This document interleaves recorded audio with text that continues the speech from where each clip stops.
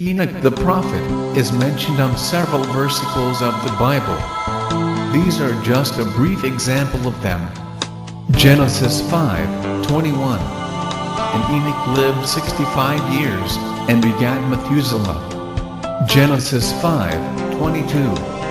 And Enoch walked with God after he begat Methuselah 300 years, and begat sons and daughters. Genesis 5:23. And all the days of Enoch were 365 years. Genesis 5:24. And Enoch walked with God, and he was not, for God took him. Hebrews 11:5. By faith Enoch was translated, that he should not see death, and was not found, because God had translated him. For before his translation he had this testimony, that he pleased God. Jude 1:14. And Enoch also, the seventh from Adam, prophesied of these, saying, Behold, the Lord cometh with 10,000s of his saints.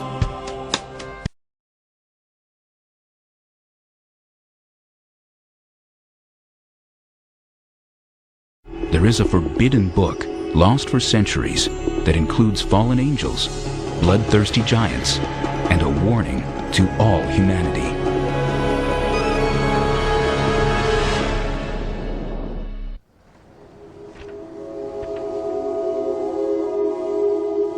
It is an ancient writing filled with divine secrets, dreams, and visions. A tour of heaven and hell, guided by the angel Uriel. The Book of Enoch is named for the man who the Holy Bible says walked with God. Enoch walked with God after the birth of Methuselah 300 years, and had other sons and daughters. Thus all the days of Enoch were 365 years. Enoch walked with God, then he was no more, because God took him.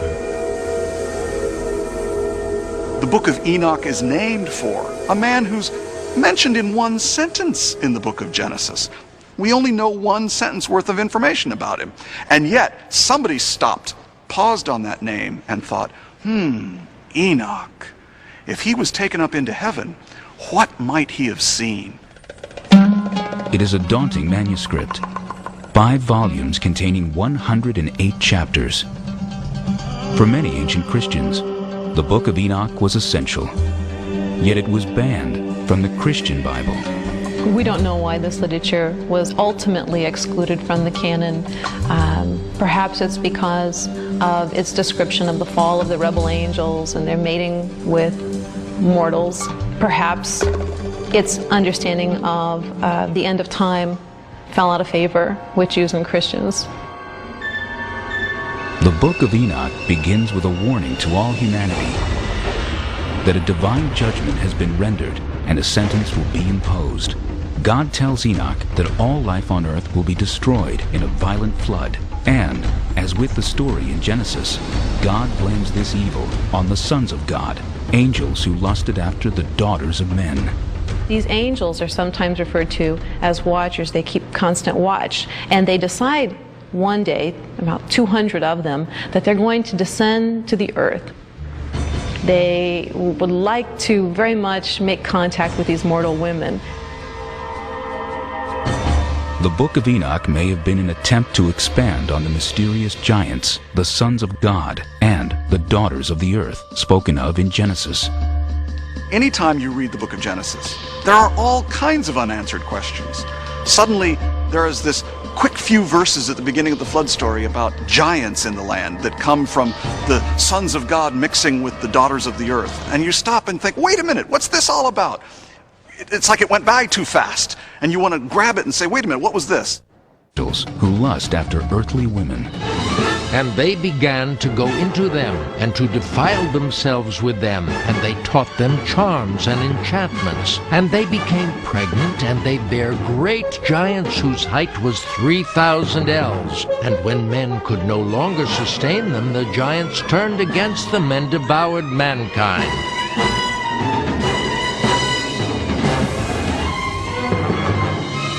that these angels have crossed over this boundary that they shouldn't have. They were spiritual beings and they were to remain as such. When they decided to descend upon earth, this unleashed upon the earth all sorts of problems. Not only these giants who are bloodthirsty and violent, but also these angels went on to teach humankind a variety of forbidden crafts. They also taught human beings how to make weapons of war. There's a lot of bloodshed caused by these bad angels. At which point God says we need to bind Azazel, the sort of lead fallen angel, to bind him and to then cast him into a pit. We might think of this as, how do we take care of nuclear waste in the 21st century? You take it out to a part of the world where no one lives, and you bury it as deep as you can. For this community, the angel was like that sort of nuclear waste. Dangerous, volatile. After the rebel angels are cast into the depths of the earth, Enoch has a dream vision. The lead angel, Azazel, begs Enoch to plead their case before God, to petition the Almighty to release them from the depths of the earth. The request for clemency is denied. When we look at Dante's work on the Inferno, it's largely out of the material in Enoch. When we look at various snips of the New Testament, Enoch seems to be in play. In Corinthians, when Paul talks about women covering their hair so the angels won't be seduced and tempted. Another episode tells of Uriel, a powerful angel in charge of the stars, who becomes Enoch's guide through the heavenly realms. Uriel's name, in fact, means God is my light. And whenever he is described, frequently in relation to God, he is situated to the east of God's throne. This is very interesting. Of course, the sun rises to the east. So this gets us thinking, Uriel, a figure associated with light, perhaps associated in some way with the sun, or the stars, or the idea of these heavenly bodies making their rotations daily. And all these Uriel, the holy angel, who is the leader of them all, showed to me, and their positions, and I wrote down their positions as he showed them to me. And so something is going on here with the stars. It may well be going back to the role of astrology and the study of stars in the Persian Empire that is now giving rise to this new awareness that constellations aren't just constellations of stars, they're constellations of power. And through this tour of heaven, Enoch gets the information, and he knows where the powers are, and to know where the powers are means that you have access to the power.